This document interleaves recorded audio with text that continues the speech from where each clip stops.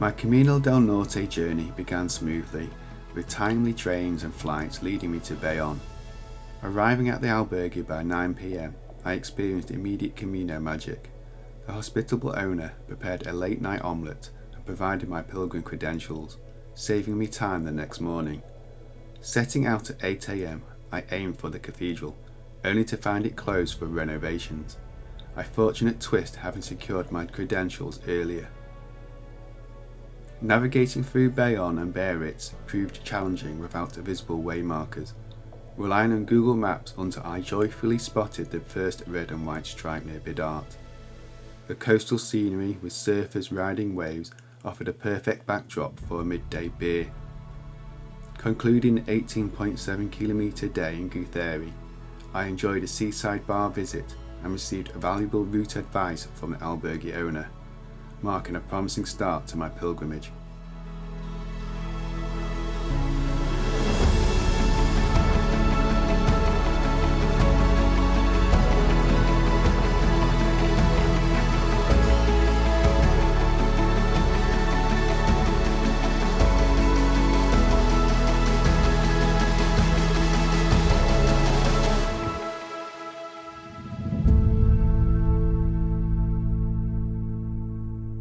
Smile, John.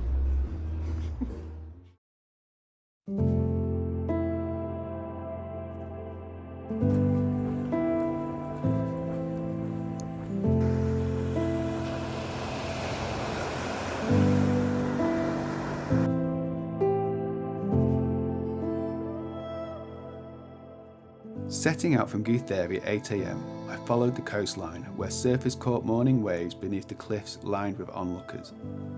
The route was tranquil, save for the occasional runner and cyclist enjoying their morning routines. The early light cast a magical glow over the sea, compensating for the undulating terrain typical of the Northern Way. A few kilometres in, I grabbed a banana and orange juice from a small market overlooking the beach, a simple breakfast to fuel the journey.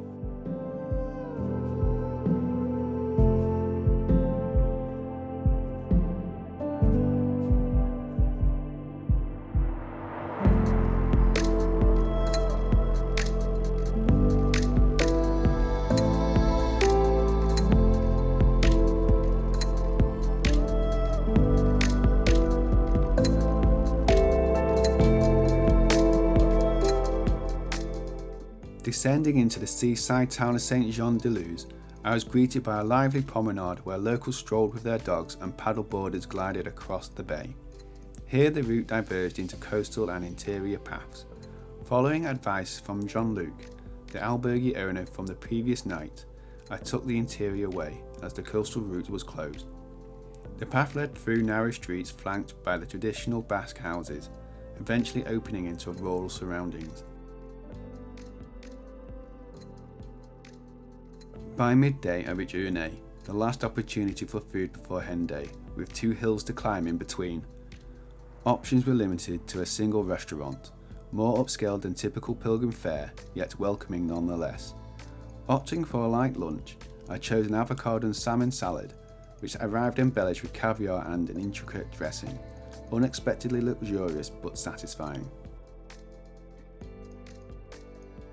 The afternoon heat intensified, making the ascent slow and arduous.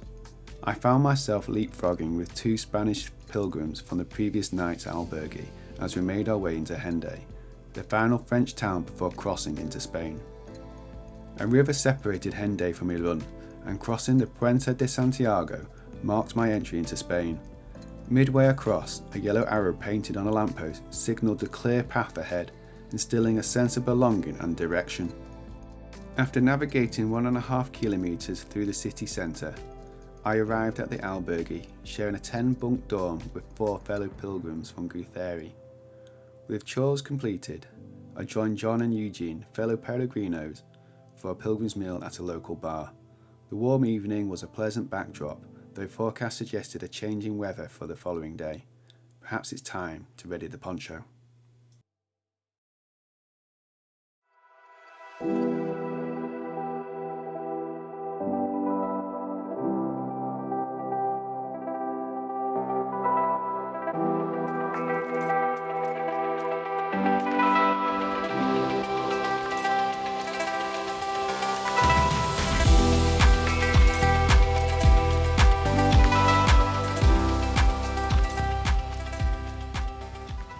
Awakened at 6 a.m. to classical music in the albergue, I set off around 7:30 into the crisp morning air.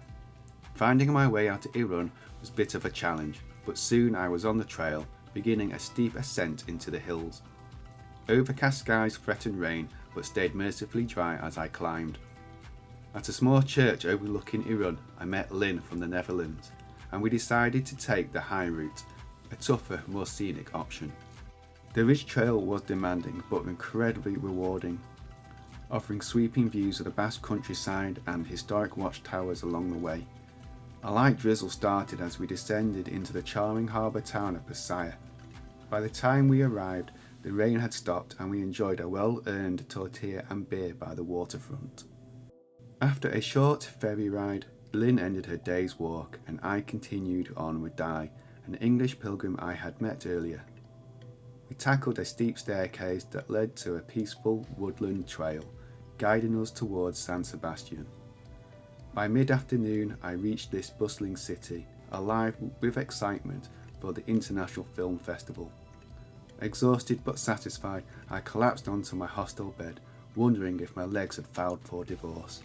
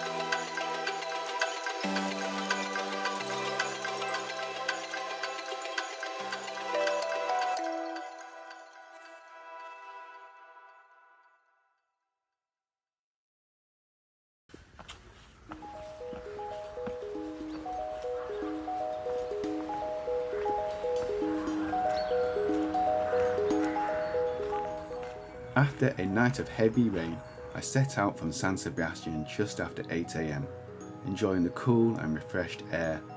The day began with an immediate climb, leading me into forest paths and country roads. The stretch was challenging, not a single cafe or stop for over 13 kilometres, which reminded me of the golden rule: never skip breakfast.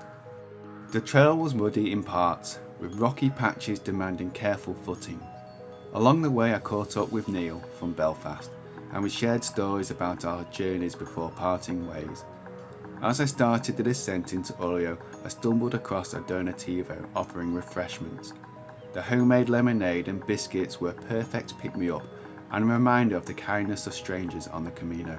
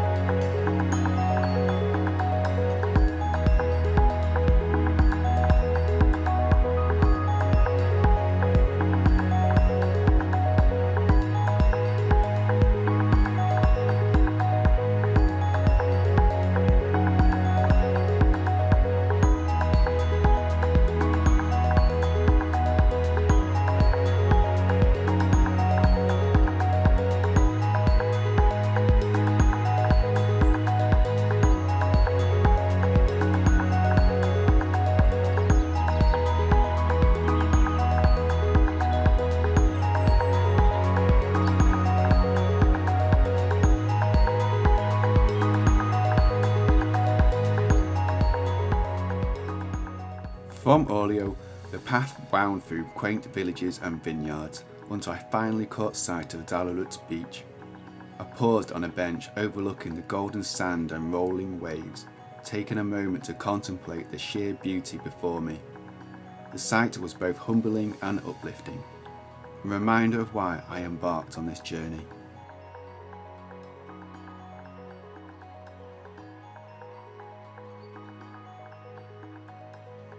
Arriving in Zarautz, I checked into my accommodation before heading to the beach to reunite with Camino friends.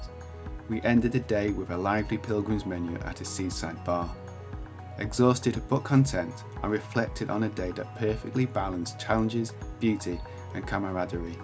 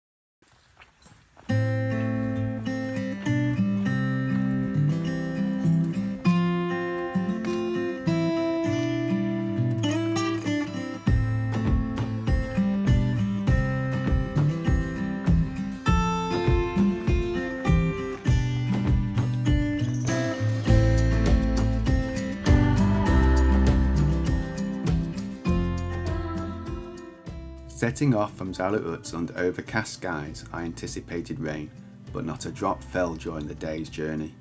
Accompanied by Neil and John, we navigated through town before parting ways as I chose the challenging inland route, leaving them to follow the coastal path. The ascent was brutal, especially when a lift appeared 2/3 up, tempting me to cheat. But I persevered on foot. Urban landscapes quickly gave way to vineyards, offering lofty views of the Guéthary. After descending into the village, I paused at a cafe for fresh orange juice and pan chocolate, coincidentally reuniting with Neil and John for breakfast. The path then led to Zumaya, dominated by its towering church, though I pressed on without stopping. A 2-hour trek over undulating, muddy and steep terrain brought me into Itzier, where I refueled with a tortilla and cas limon. The final descent into Deba was so steep I found myself running to spare my knees. Checking into the municipal albergue above the train station for just €8, I reunited with familiar faces including John, Neil and Eugene. We found a restaurant in the main square for dinner, noting the quietness of Sunday. Today I surpassed the 100-kilometre mark, having walked a total of 115 so far.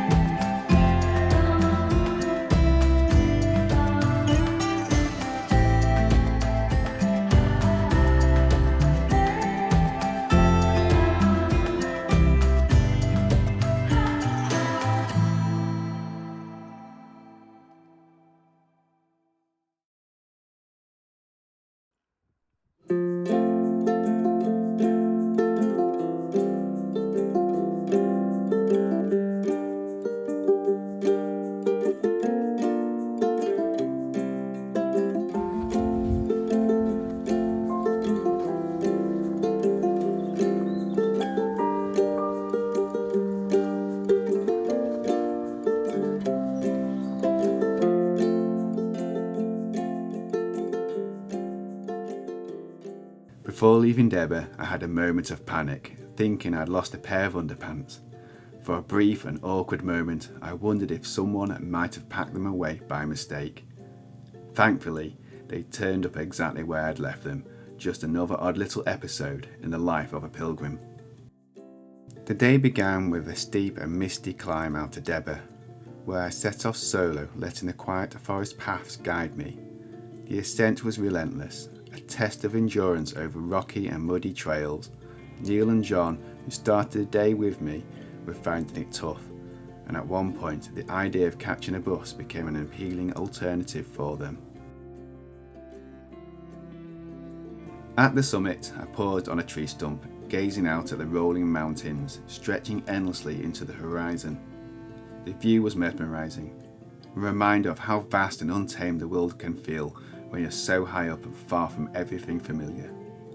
Sitting there, I felt a rare sense of calm, as if the mountains themselves were urging me to take a moment and just breathe.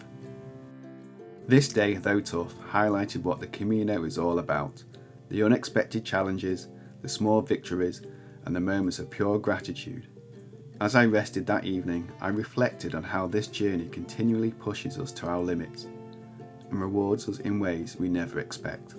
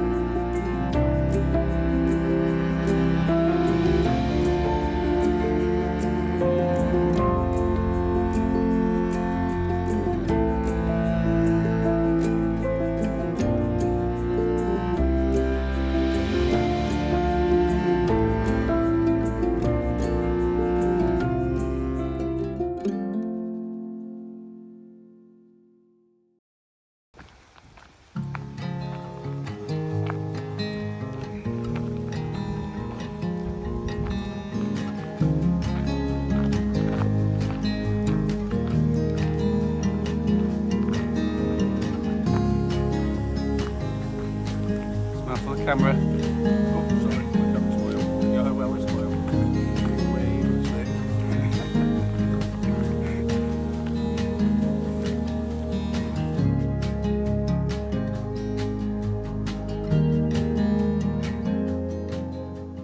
After the intensity of the previous day, I woke feeling surprisingly rested in the albergue at Markina.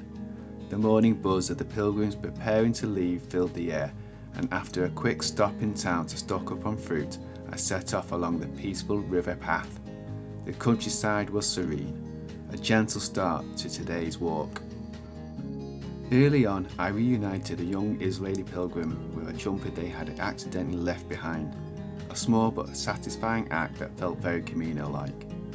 A brief catch-up with Eugene followed as we swapped stories of the trail before I continued solo.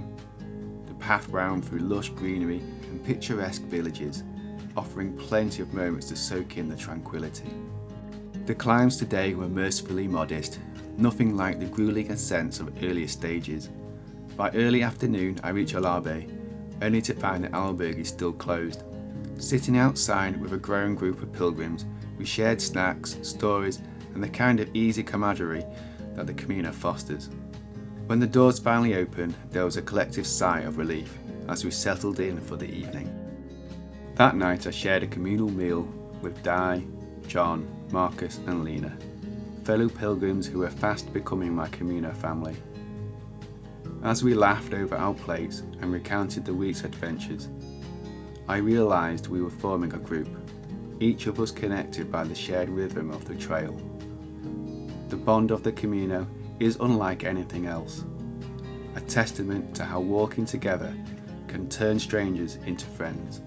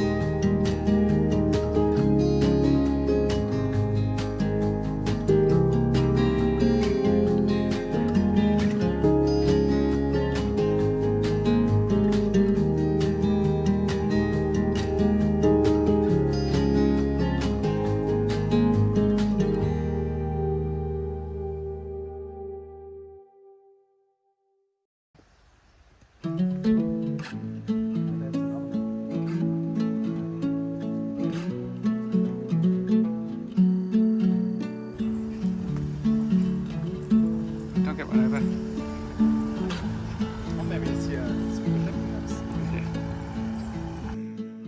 After breakfast at the albergue, I began the day with an uphill trek accompanied by Nico, a German pilgrim. Our engaging conversations made the 8-kilometre stretch to Guernica pass swiftly, despite navigating forest tracks and a small hill. In Guernica, we enjoyed a second breakfast at a cafe before the challenge of spotting Camino arrows in the town. With the help of Grand Say maps, we found our way back to the trail, ascending into the hills towards Larrabetzu. Along the route we caught up with Astrid, a German pilgrim recovering from a bed-bug encounter in Markina. The path led us through eucalyptus forests, culminating in a long, gradual 8-kilometre incline. A strong breeze accompanied us, signalling a change in weather, but the anticipated afternoon rain held off. The peaceful stage was filled with the sounds of the wind in the trees and birdsong, with the occasional lizards and colourful slow worms crossing our path. Upon reaching Larrabetzu, I headed straight for the Donativa albergue, notable for its 11 non-bunk beds.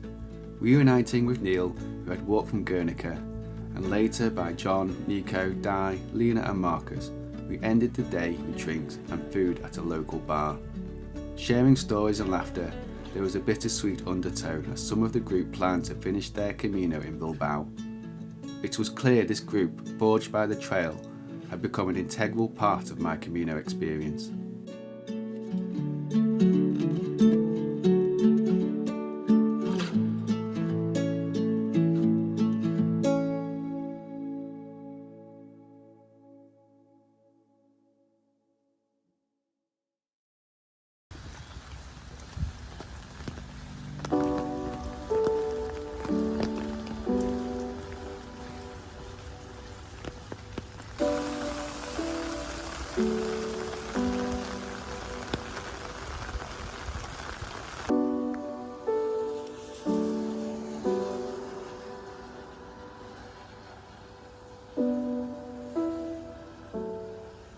The day began under relentless rain, which had started in early hours and showed no signs of letting up.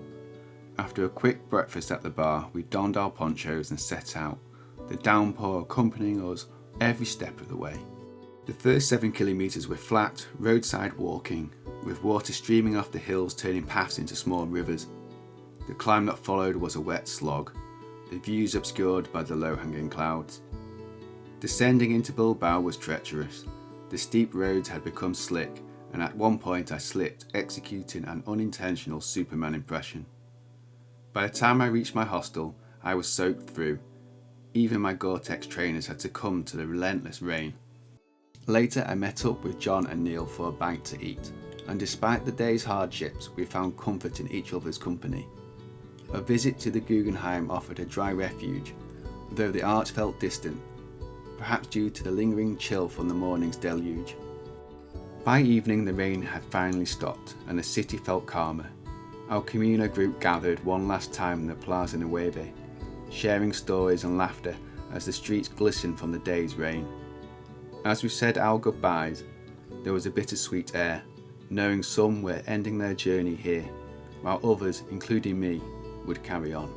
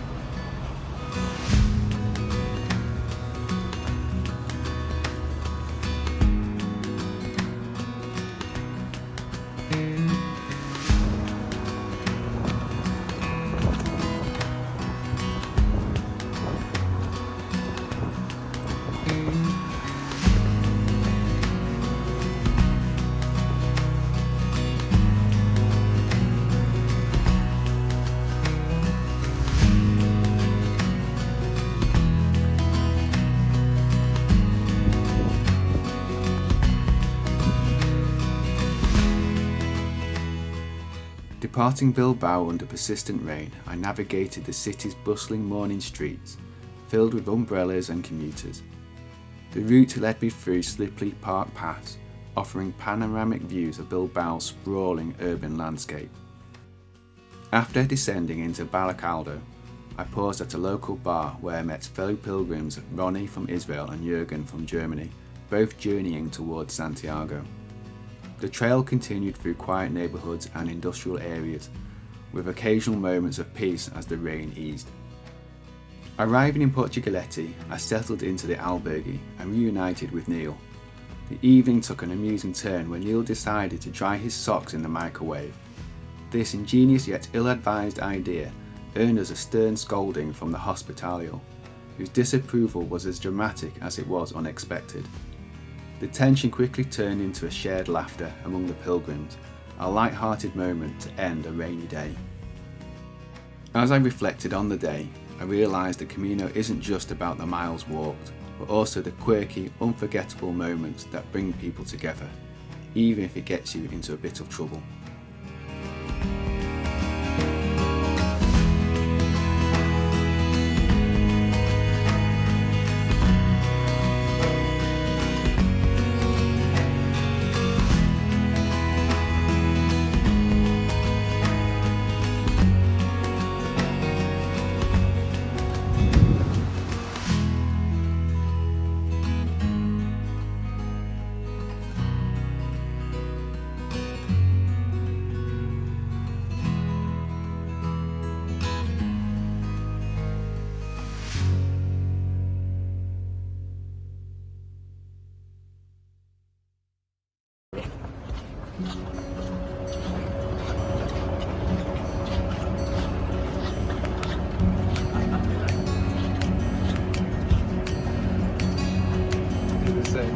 I'm recording you doing it.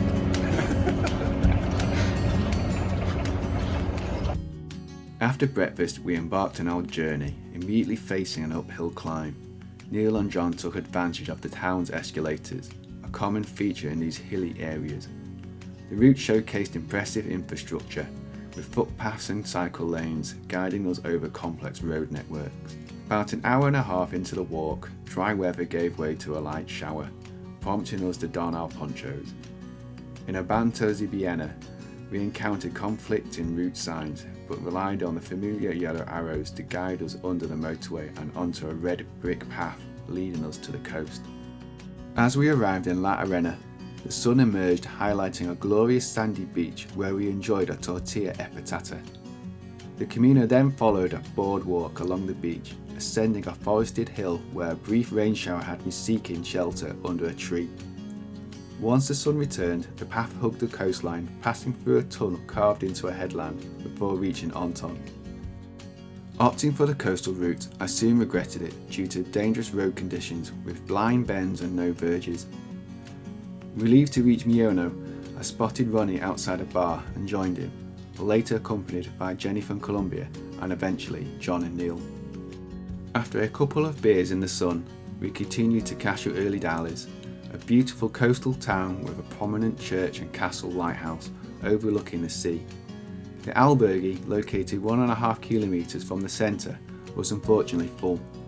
Using Gronce, I reserved a triple room in a pension back in town, which I shared with John and Neil. In the evening, we reunited with Lena, Marcus, Jürgen and Vanessa for a meal and drinks, sharing stories and laughter that epitomised the Camino experience.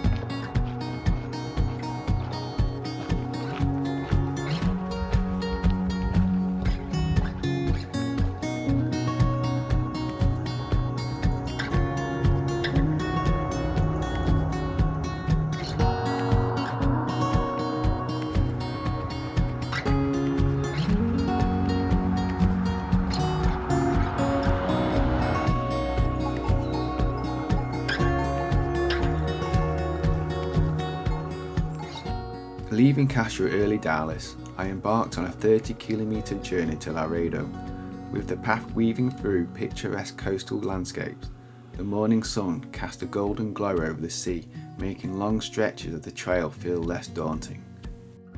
The route was a mix of coastal trails and inland paths, offering varied scenery and a few challenging ascents. Along the way I crossed paths with Lena and Marcus. Knowing it would likely be the last time I'd see them, we shared a warm goodbye, a bittersweet moment as their Camino journey was nearing its end.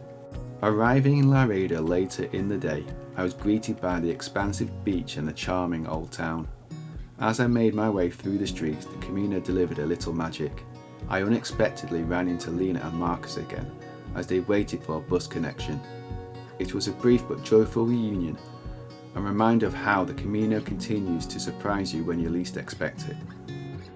After checking into the albergue, I joined Neil and John for a well-deserved meal. As we reflected on the day's walk, I felt grateful for the connection and serendipity that make the Camino such a unique and unforgettable journey.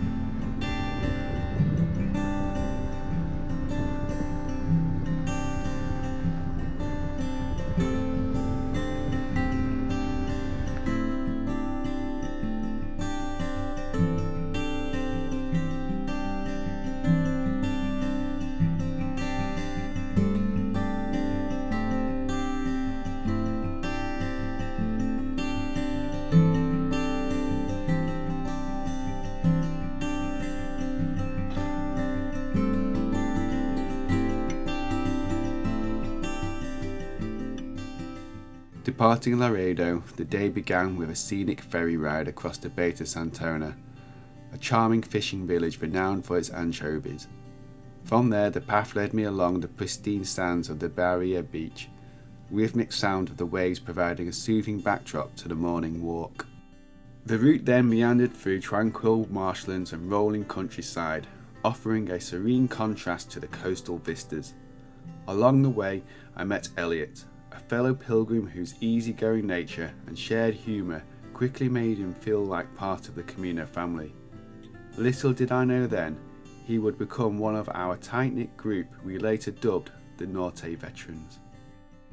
Upon reaching Güemes, I was welcomed into the renowned albergue La Cabaña del Abuelo Piotr, celebrated for its exceptional hospitality. The evening was marked by a heartfelt talk from Father Ernesto, the albergue's founder, who spoke about the deeper meanings of the Camino and the connections it fosters. Father Ernesto's story is as inspiring as the albergue itself. He began life as a shepherd, later becoming a priest and a workers' rights activist, a role that led to his imprisonment. After his release, he bought a Land Rover and began an incredible journey across Europe and North Africa. In Senegal, he became a fisherman to save money to transport the vehicle to South America, where he toured every country on the continent. Eventually, he returned home to Güemes, transforming his family's property into a sanctuary for pilgrims, one rooted in his rich life experiences and unwavering dedication to helping others. This day epitomized what makes the Camino so special: the breathtaking beauty of the journey, the quiet power of reflection, and unexpected friendships that stay with you long after the final step.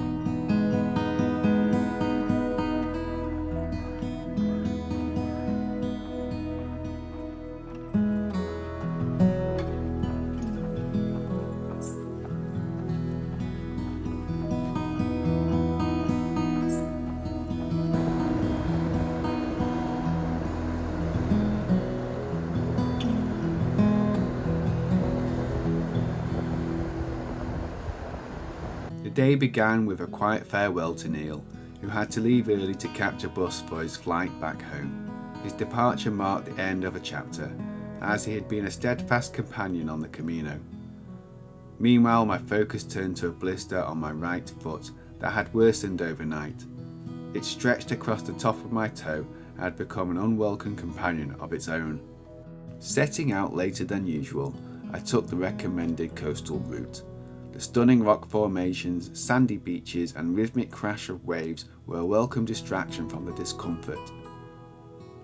The route led me to a ferry crossing over the estuary into Santander, where I stopped at the cathedral to pick up a new credential. My old one, now full, a satisfying testament to my progress. After restocking medical supplies at the pharmacia, I grabbed a quick bite to eat before heading back out. The weather shifted to heavy showers, and the afternoon's walk was dominated by busy roads leading towards Castillo. My blister worsened with every step, forcing me to pause and adjust, but there was little relief. Arriving in Boo de Pielagos was a huge relief. At the albergue, I carefully cleaned the blister under running water, but the thought of sterilising it with iodine filled me with dread. To prepare myself for the ordeal, I headed to the bar for a few beers, a pilgrim's version of liquid courage. Reuniting with Jenny from Colombia, we shared stories over a hearty meal, laughing about the challenges of the day. When I finally mustered the nerve, I locked myself in the albergue bathroom, bit down on my belt and applied the iodine. The sting was fierce, but with the employer's tax paid, I hoped for a better day tomorrow. Despite the struggles, the Camino continued to test and reward me, and I was grateful for the laughter and small victories that kept me moving forward.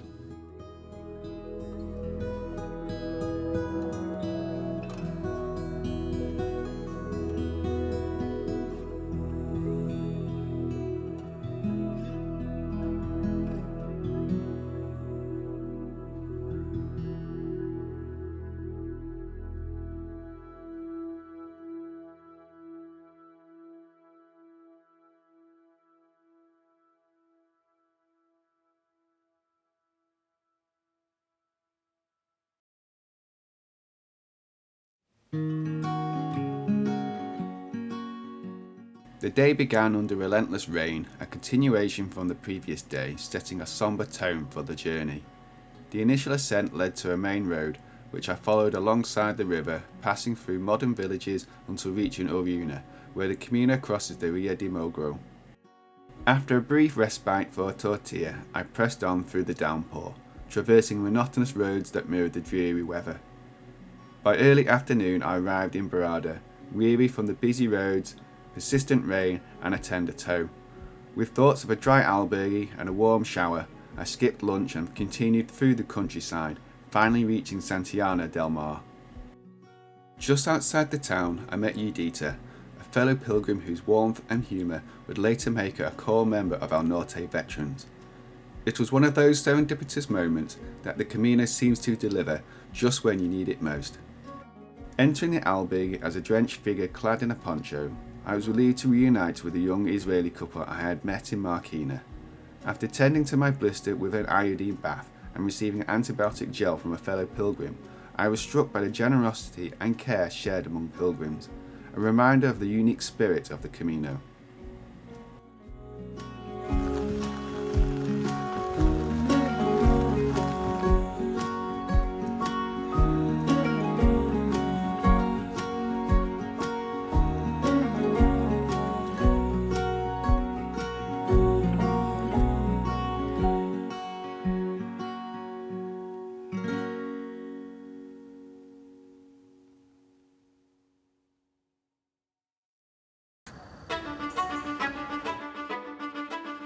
With my blister worsening, I took a rest day in the charming town of Santillana del Mar. I booked a cosy single room, perfect for drying my gear and resting my feet. I spent the day visiting the pharmacia and strolling the cobbled streets, soaking in the town's rustic charm. Back at my room, the sunlight streaming through the balcony helped dry my gear. With a couple of beers on the terrace, I embraced the slow pace of a much-needed rest day, hopeful that the pharmacist's advice and accompanied would have me ready to continue tomorrow.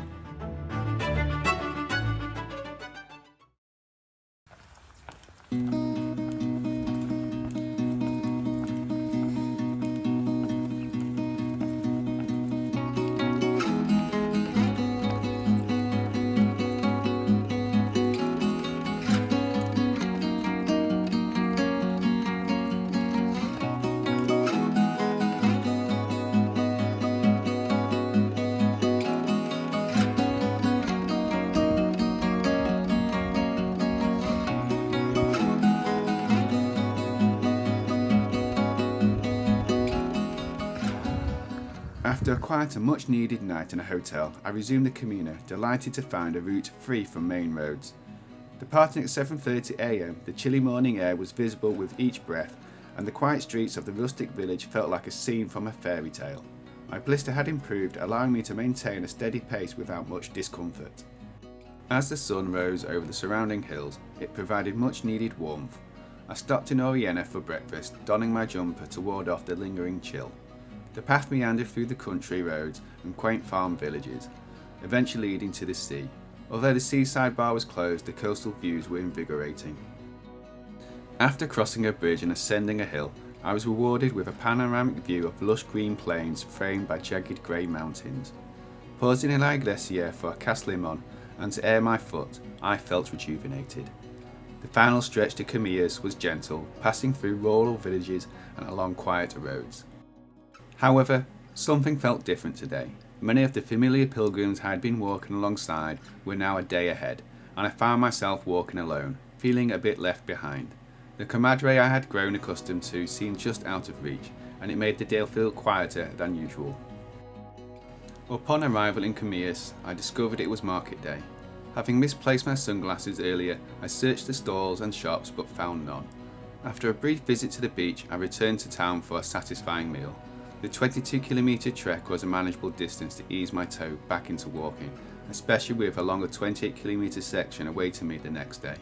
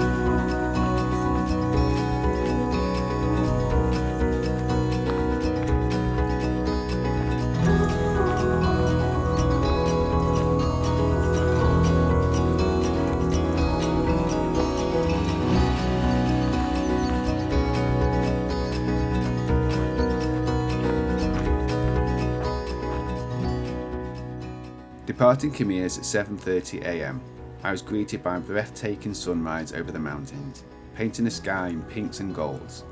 The route led me through serene landscapes, including a golf course and the picturesque town of San Vicente, where the estuary mirrored the towering mountains. After a brief stop for a tortilla, I continued with a steep ascent out of the town, followed by a challenging 2-kilometre road stretch to Cerdillo. There I met Andy and Michelle, a Scottish couple enjoying long-distance walks across Europe in their retirement. This was my last day in the Cantabria region, and it felt fitting as the Camino continued to offer stunning views and quiet moments of reflection. The path descended alongside a railway into Untitled, and after crossing the river, I entered the Asturias region. Upon reaching Colombres, I discovered a lively motorcycle festival in full swing. I immersed myself in the festivities, enjoying live music and local fare before retiring to the albergue, grateful for the day's experiences and the vibrant spirit of the Camino.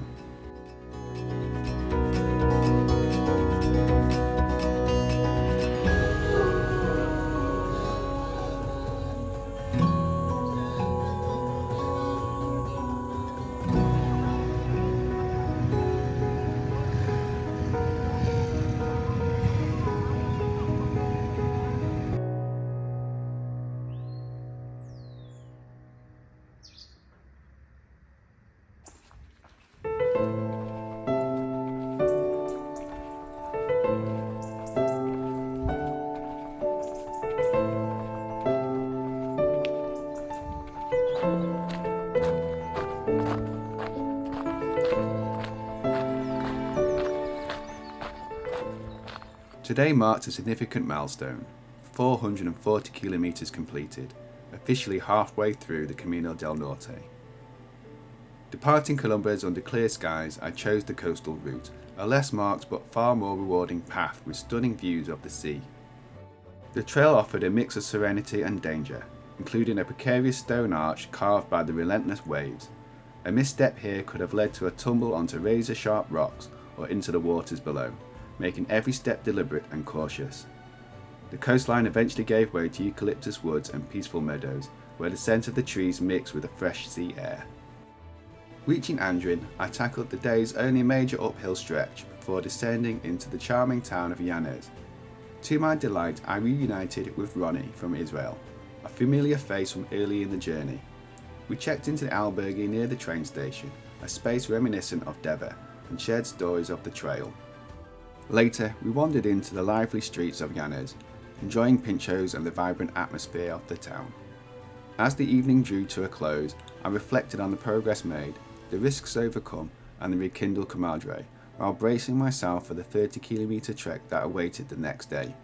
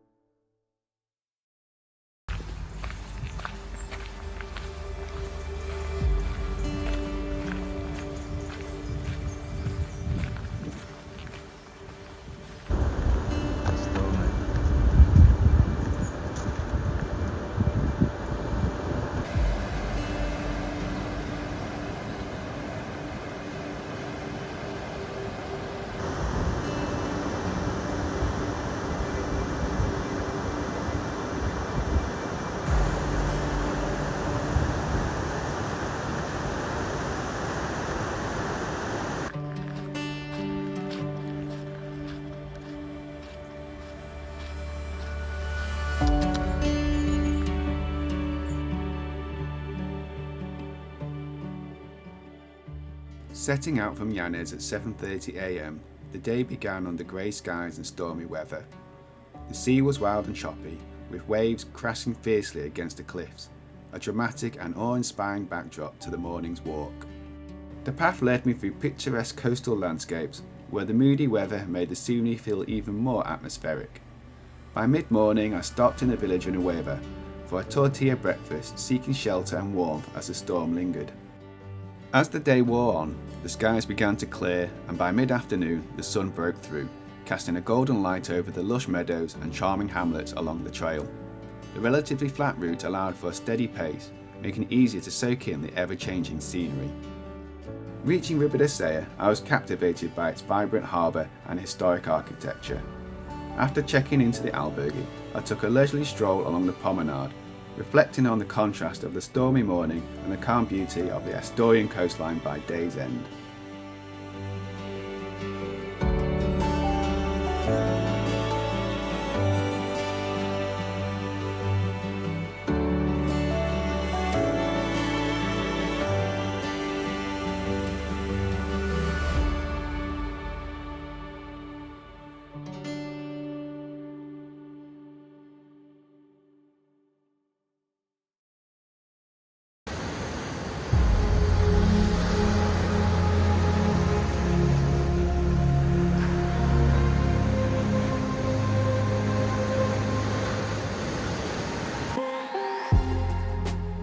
The day began with a chilly walk along the beach, but as soon as the first hill arrived, I quickly warmed up. The route to Vega was mostly single-track roads winding through rural valleys, quiet and serene. Vega itself was a picturesque seaside hamlet, its buildings decorated with murals and wall art, a place I could easily imagine living. From there, the Camino turned messy, with a muddy hill churned up by cattle and littered with cowpats, making for slow progress. After a quick breakfast in Berbers, the path led over cliff tops into La Isla, where the surface dotted the waves. Just outside Colunga, I met Judith from the Netherlands. With no albergues in Colunga, we decided to push on another 8 kilometres to Priesca. Stocking up at a supermarket, we planned a simple dinner of pasta and vegetables.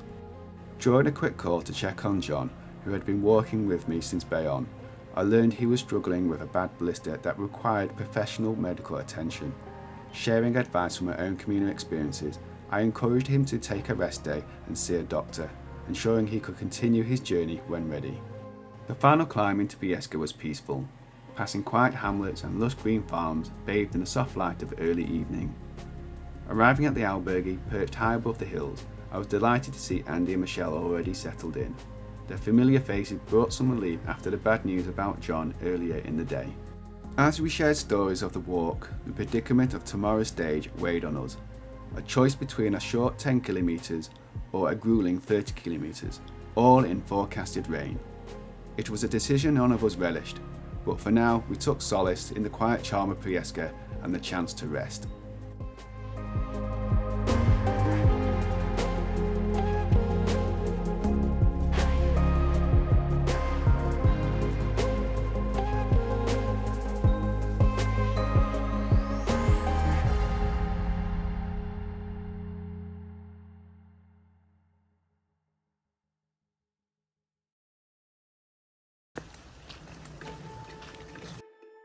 The day began with warm winds rattling the shutters as I departed Priesca with Judith. After navigating slippery paths to Cebreo, we followed roads into Villafranca, where Judith and I parted ways as she began her Camino Primitivo journey. The rain eased briefly before the Camino led me up a steep, rocky incline. As I descended toward Pion, a dark grey wall of rain swept through the valley. When the storm hit, it felt like stepping under a waterfall, soaking me instantly. Seeking shelter, I ducked under chestnut trees, only to find the wind shaking the branches violently. Chestnuts in their spiky casings rained down, pinging off my head like nature's version of dodgeball.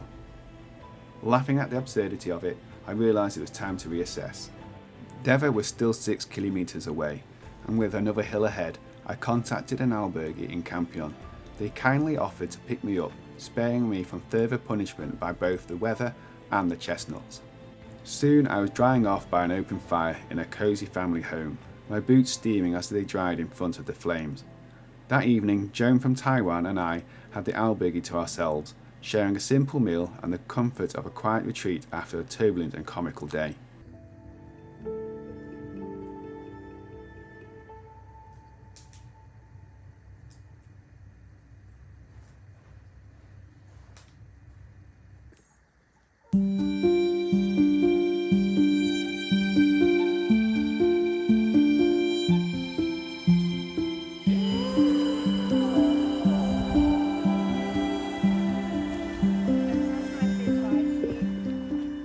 Joan and I started the day with a steady climb out to Bayonne. The views finally clear after yesterday's rain. Green farmland stretched across the valley, dotted with white houses. Reaching the summit, we were greeted with the sprawling coastline, with Gijón visible in the distance. The descent into the city was gentle, leading us past suburbs, the football stadium, and onto the sandy bay. High-rise apartments framed one side, while surfers rode the waves on the other. Along the promenade, I was thrilled to meet back up with John, who had taken the bus after resting his blister. It was great to see him in good spirits and ready to continue his journey. After a week-long search since losing mine, I finally found a pair of sunglasses at Decathlon. I ended the day with a glass of the region's famous cider, poured from a height to enhance its flavour. With a 30km stage ahead tomorrow, I settled in for a quiet evening, ready for what lay ahead.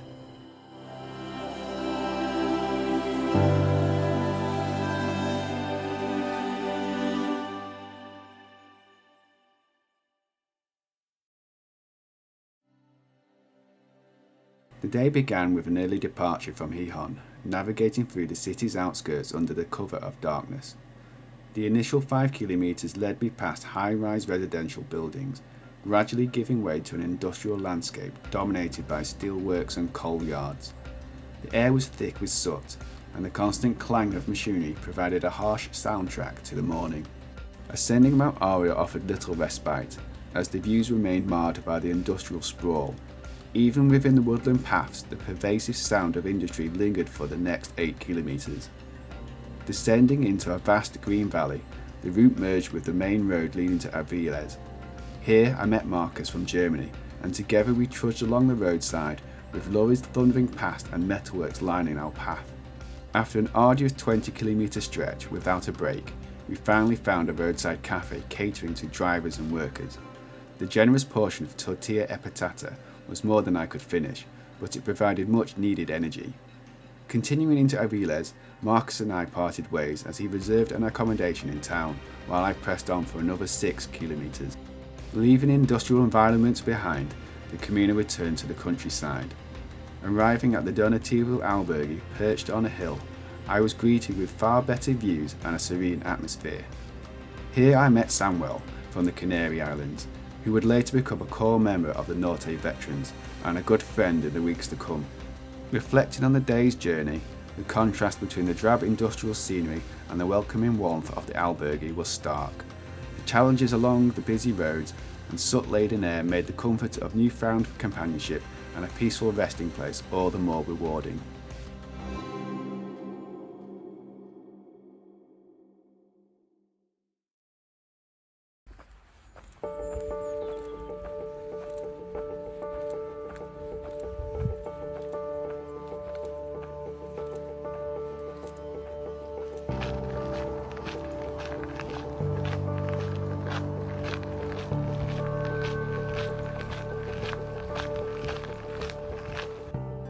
Leaving behind the industrial landscape from yesterday, I embarked on a journey through eucalyptus forests, enjoying the clean air and cool shade.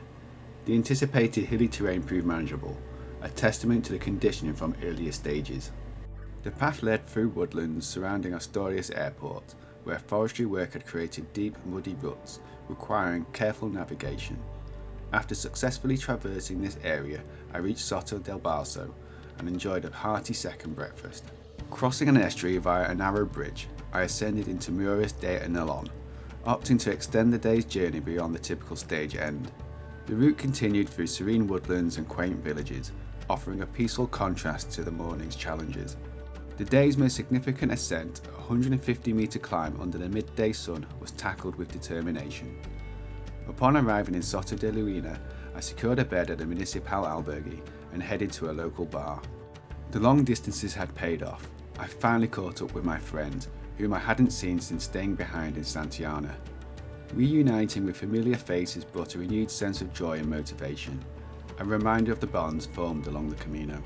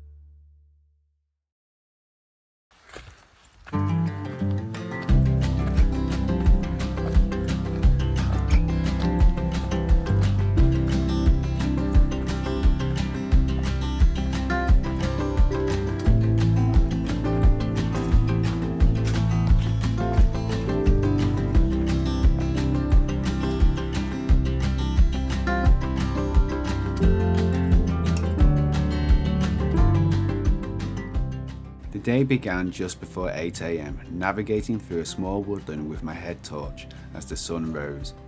A stretch of road walking led me to Alburne, where the real adventure commenced. The path followed the undulating coastline, descending through woodlands on muddy trails over streams flowing toward the sea. Each crossing presented a unique challenge: rock hopping, balancing on fallen trees, or a daring leap. I managed to stay dry through 5 such crossings, each followed by a steep ascent into a hamlet before repeating the process.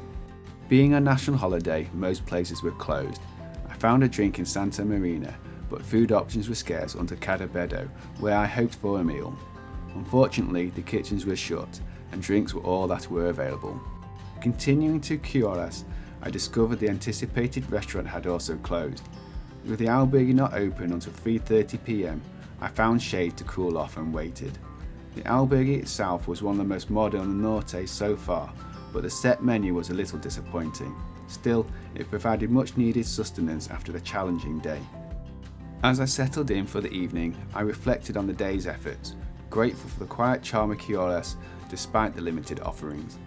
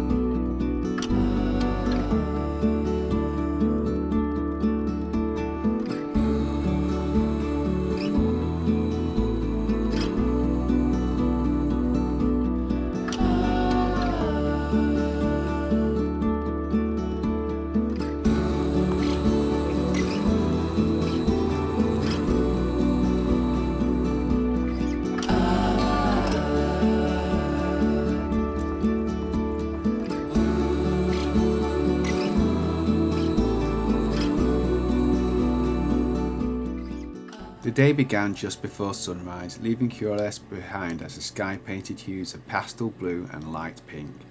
A brief woodland path led to country roads flanked by towering cornfields, their stalks swaying gently in the morning breeze.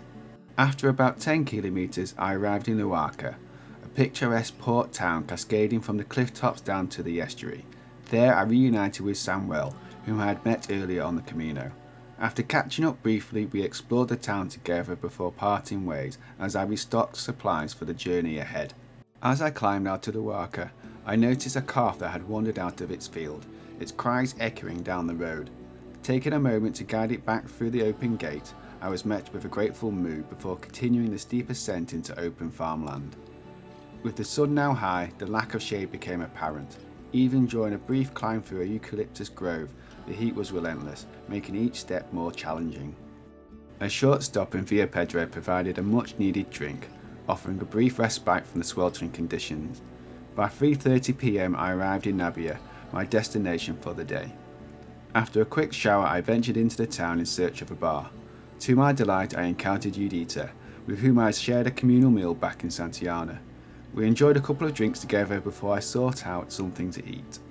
Taking the hospitalier's advice, I planned a shorter 20-kilometre stage for the next day, preparing for the challenges of Galicia, the last region on this incredible journey.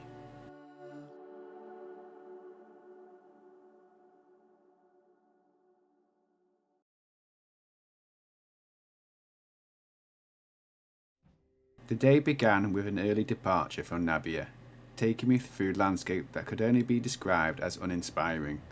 The route was dominated by farmland and stretches of country roads offering little in the way of memorable views or challenges. Monotony made the kilometres feel longer, testing my patience more than my legs. It wasn't until arriving in Tapia that the scenery took a dramatic turn. The charming coastal town, with its picturesque harbour and golden beaches, was a welcome relief. The sound of the waves crashing against the shore and the sight of surfers braving the Atlantic was a stark contrast to the blandness of the earlier walk.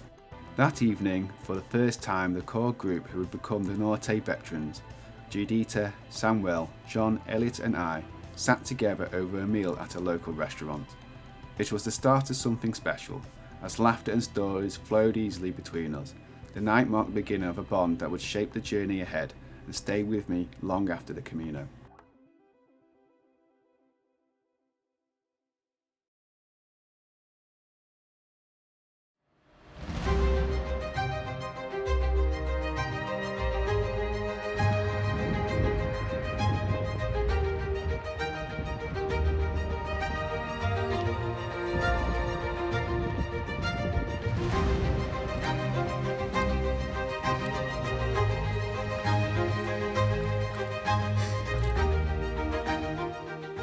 The day began with a light drizzle, setting a moody tone as I departed Tapia.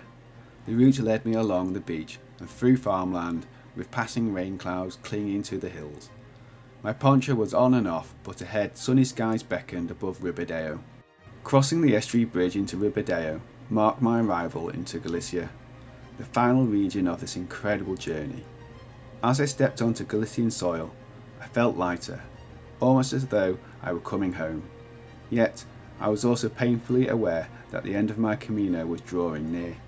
The route now turned inland towards Santiago, leaving the coast behind. After a cafe stop, John and Judita joined me for the last 6 kilometre uphill into the forested Galician countryside. Showers returned briefly, but we pressed on undeterred. Biella was a quiet hamlet, with the albergue doubling as a bar and restaurant. That evening, the Norte veterans gathered once more for a shared meal, joined by a new-faced Cristobal. As laughter and stories filled the air, it was clear the bonds between us were growing stronger, making each step of the journey even more meaningful.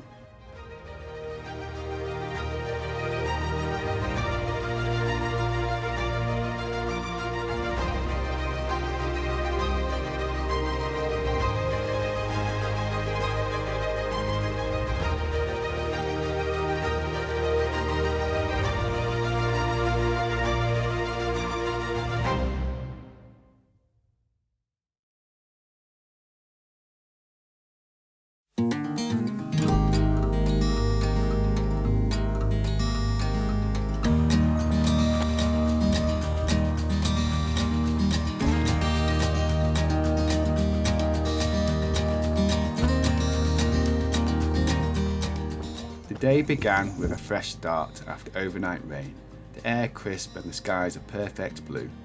Leaving Biella, the route climbed gradually, revealing rolling green valleys and forests that seemed to stretch endlessly. Early on, I found myself walking with Judita, who was celebrating her 29th plus 1 birthday. A special way to mark the day, and not just because it was spent in my excellent company. We stopped briefly at a small chapel in Ponte dell'Ante, where centuries-old wall drawings caught my eye, including a haunting image of a skeleton archer.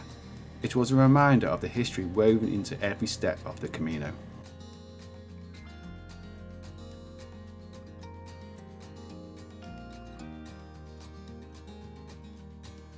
As the day unfolded, Elliot joined us and we tackled the morning's ascent together. The trail shifted between quiet country roads and soft forest paths, offering a sense of peace that made the climb feel effortless. Hunger crept in as we reached San Giusto and later Lorenza, but each stop was met with closed kitchens, a slight frustration but one we took in stride. The final stretch into Mondonedo was nothing short of magical. Sunshine bathed the Galician countryside and the path seemed to welcome me into the town. As I entered, I stumbled upon a lively horse fair, the square outside the cathedral buzzing with energy, horses being herded and riders sharing their stories. That evening, the Norte veterans gathered once again for a shared meal, this time joined by a new face, Karel. Laughter, stories and plans for tomorrow's challenging stage filled the air. These connections, forged on the Camino, remind me that the journey is as much about the people as it is about the path itself. Another day closer to Santiago, yet the magic of the journey continues to unfold with every step.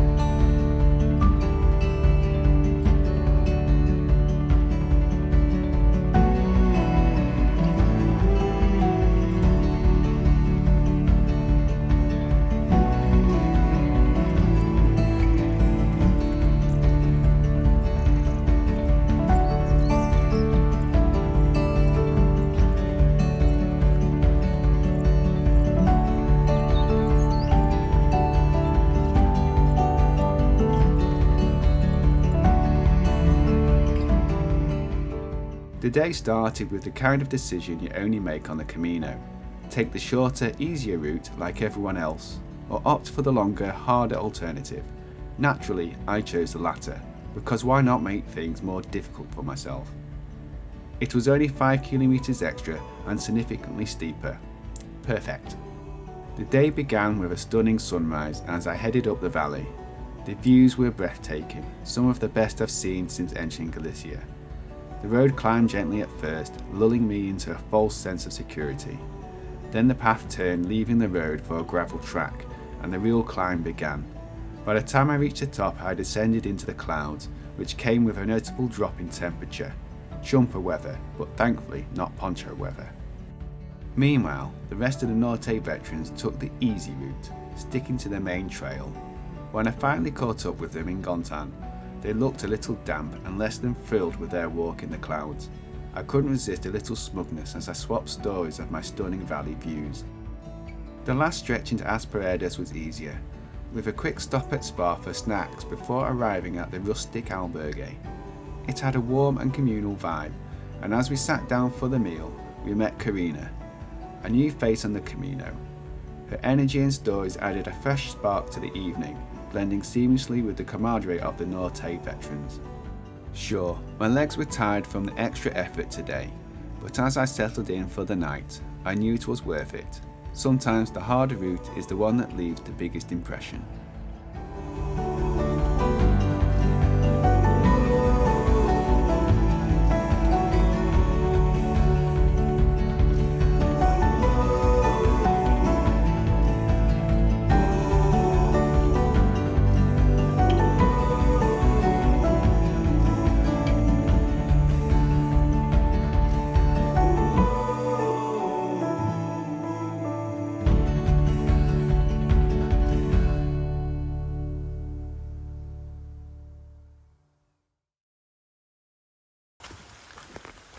Persistent rain set the tone for the day, encouraging a shorter journey to Villalba. After a leisurely breakfast, ponchos went on and we braved the drizzle through moody forest paths. Walking with Samuel and Judita, we filled the wet kilometres with conversation about Santiago and what lay beyond. By noon we arrived in Villalba, soaked but ready for a warm cafe stop.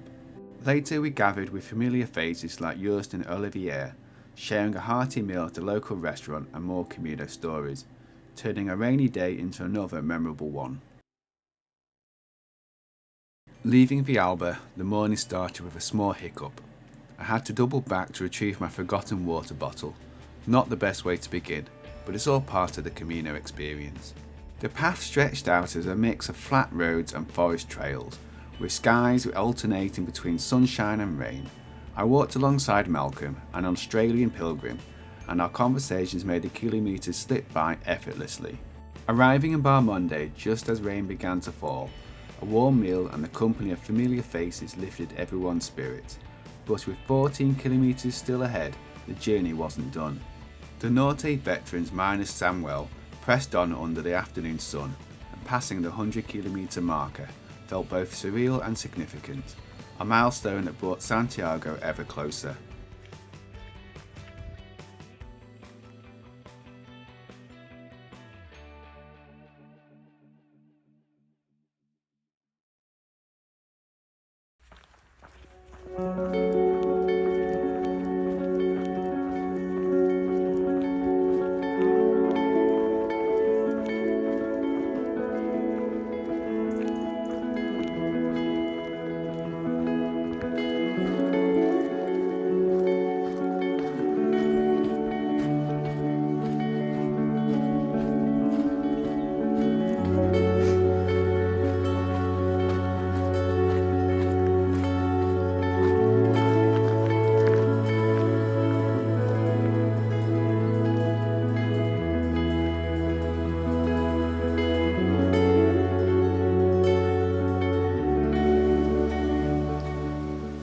Morning mist hung low as I left A Lagoa, giving the forest paths a dreamlike quality.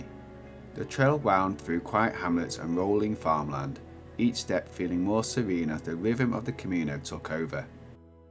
By late morning I stopped at a cafe that felt like it had been plucked straight out of the film Deliverance.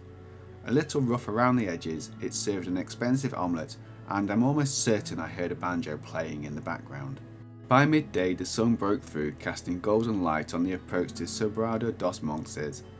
The monastery appeared like something out of time, its grand, weathered stone walls and towering arches a testament to centuries of history.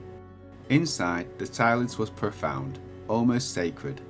Exploring the ancient halls with fellow pilgrims, it felt as though the echoes of monks and prayers still lingered in the air.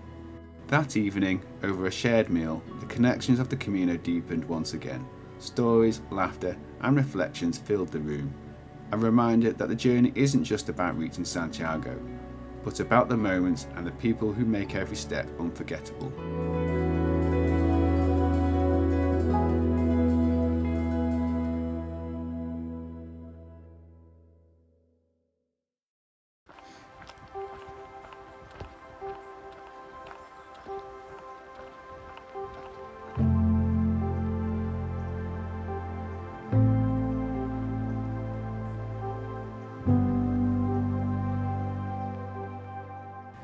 Leaving Sobrado, the morning was tranquil. The familiar peace of the Norte surrounding me as I followed forest trails and quiet farmland. Each step felt bittersweet, knowing this was the final day on the Camino del Norte before it joined the busier Camino Frances. The walk itself was as serene as ever, with few pilgrims in sight, the solitude of the Norte still holding on. But as we drew closer to Arzua, a quiet weight settled over myself and the group. The solace and intimacy of the Norte were about to end, and we all felt it. Reaching Arzua, the transformation was undeniable. The narrow streets were bustling with activity, groups of pilgrims filling the town, their energy a stark contrast to the quiet rhythm we had grown to cherish. That evening, the change weighed heavy in our conversations. The Norte, with its rare companionship and tranquil charm, had been a path like no other. Now it felt as though the journey had ended, leaving behind the unique stillness we'd come to love. As I prepared for the road ahead, surrounded by the buzz of the Camino Frances, it felt like saying goodbye to an old friend, a farewell to the path that had shaped so much of the journey.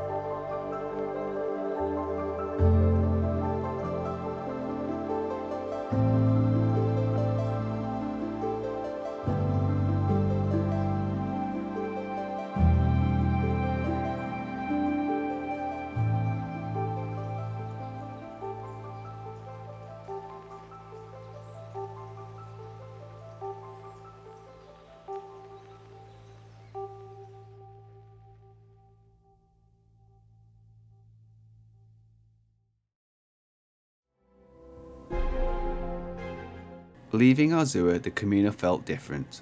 The once solitary path was now bustling with pilgrims, and cafes appeared every couple of kilometres, a stark contrast to the seclusion of the Norte. We had a late start, being the last to leave the albergue, and headed straight to a cafe for breakfast. The abundance of stops along the way was overwhelming, a different world from what we had grown accustomed to. The walk to O Pedrouzo was straightforward, with gentle terrain and well-marked paths. Despite the crowds, there were moments of reflection, though the anticipation of Santiago loomed large. Arriving in O Pedrouzo, the town was lively with fellow pilgrims, a prelude to the culmination of our journey. The evening was spent sharing stories and preparing for the final leg, a mix of excitement and nostalgia in the air. As the day ended, the reality set in that the pilgrimage was nearing its end, each step bringing us closer to Santiago and the conclusion of this transformative journey.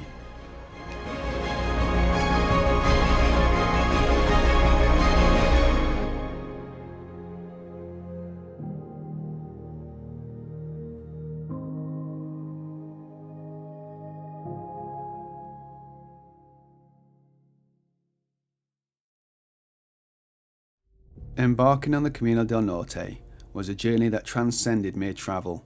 It became a profound tapestry woven with the threads of challenge, discovery and camaraderie. From the rugged ascents overlooking the Bay of Biscay to the tranquil moments of reflection in ancient monasteries, each day unfolded with new landscapes and experiences that tested my resolve and enriched my spirit. The path was often solitary, offering the solace of nature's embrace, yet it also brought encounters with fellow pilgrims, whose stories and shared moments added depth to the pilgrimage. The simplicity of life on the trail, early mornings, the rhythm of footsteps, the welcoming albergues, stripped away the superfluous, revealing the essence of what it means to journey with purpose. As I approached Santiago, the convergence with the Camino Frances signalled not just the nearing of a destination, but the culmination of an inner transformation. The bustling energy of Arzua contrasted sharply with the solitude of the Norte, marking the end of one chapter and the beginning of another. Standing before the Cathedral of Santiago, I realised that the true pilgrimage was not solely the physical miles traversed, but the internal landscapes navigated along the way. The Camino del Norte, with its blend of solitude and connection, challenge and reward, has etched itself indelibly into my being. Though the final step has been taken, the journey will never truly end. Its lessons, its moments, and its magic will remain a quiet compass guiding me long after the trail has faded from view.